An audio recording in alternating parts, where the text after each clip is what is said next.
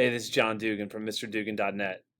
I want to put out some videos to give you a sample of what it might be like to be in the SSAT course or the HSPT course with me this fall. So, one of the things that I think no one tells you about, not just the SSAT or the HSPT, any reading comp test that you're ever going to take in your life. I mean, even for the SAT, for college, any real reading comprehension test that they're gonna have you take, there's pretty much only 4 questions that you answer. You could argue that there's 5, but there's really just 4 major types of questions that you have to answer. And the first and foremost is main idea questions. Okay.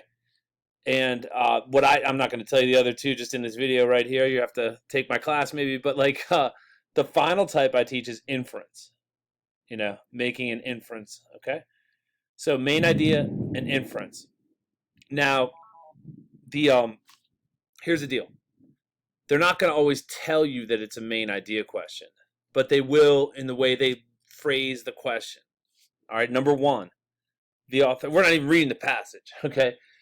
Today in this video, but the author's primary purpose, that lets you know that it's a main idea question. That's code. That's a code word for main idea.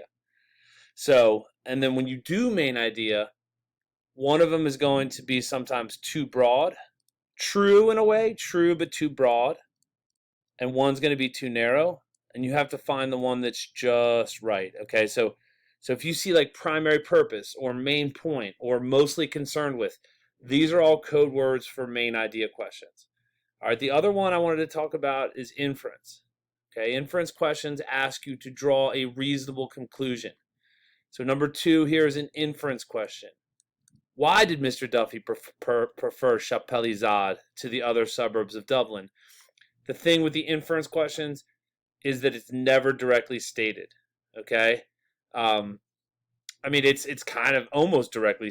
He found all other suburbs of Dublin to be mean, modern, and pretentious.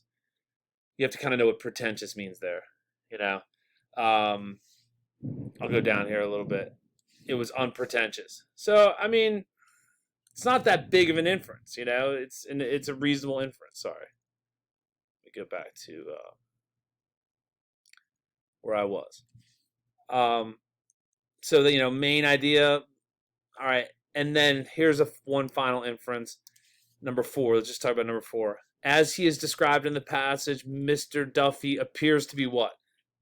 He appears to be what? Well, he does all these things every day.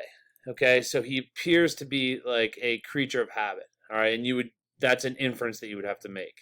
That's making an inference, drawing on the tone, the details of the passage, making an inference. So what we learned in this video is that there are 4 types of questions.